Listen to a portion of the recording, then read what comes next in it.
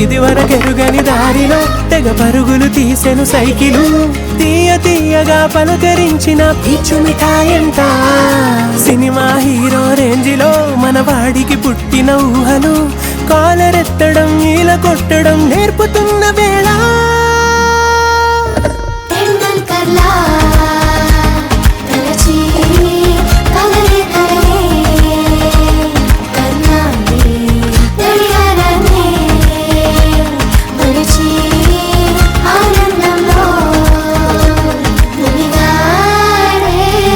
చిందర వందర చిందులేస్తున్న గందరగోళం చెయ్యమంటున్న అల్లరిలోన అందరిలోన ప్రపంచాన్ని మరిచే